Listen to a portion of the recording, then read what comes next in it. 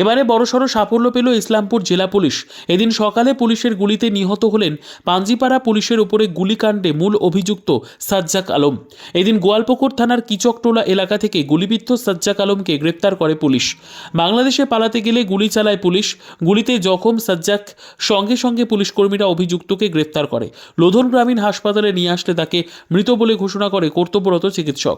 এ বিষয়ে রাজ্যের মন্ত্রী তথা গোয়ালপুকুর বিধানসভার বিধায়ক গোলাম রাব্বানি জানান, হ্যাঁ চালাবে তো, তো ওরা তো ক্রিমিনালস, কেন চালাবে না?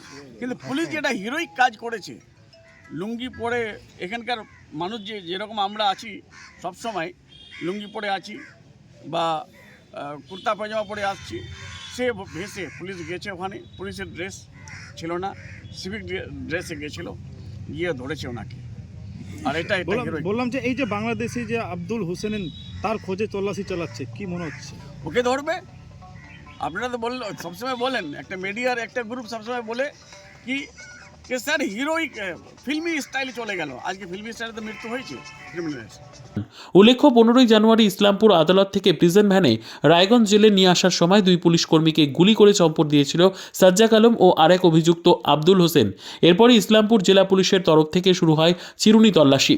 এমনকি পুলিশের পক্ষ থেকে দুই দাগি আসামির জন্য 2 লাখ টাকা করে নগদ পুরস্কার ঘোষণা করা হয়। শেষমেশ গোয়ালপুকুর বিধানসভার কিচকটোলা এলাকায় পুলিশের হাতে গুলিবিদ্ধ হয়ে মৃত্যু হয় মূল অভিযুক্ত সাজ্জাক আলমের। এ বিষয়ে অপর অভিযুক্ত এখনও পলাতক, তার খোঁজে তল্লাশি চালাচ্ছে police.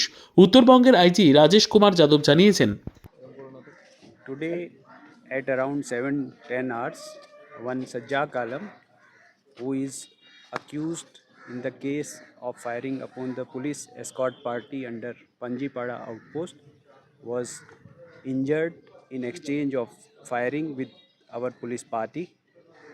He was immediately rushed to the hospital where he succumbed to his injuries during the treatment.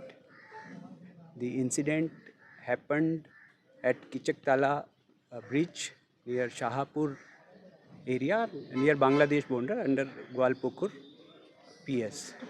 The police had to resort to firing in self-defense, as when he was asked to surrender, he opened fire on the police party.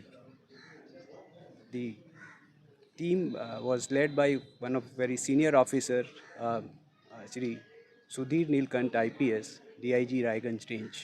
We are taking all necessary action and all other legal formalities in the matter.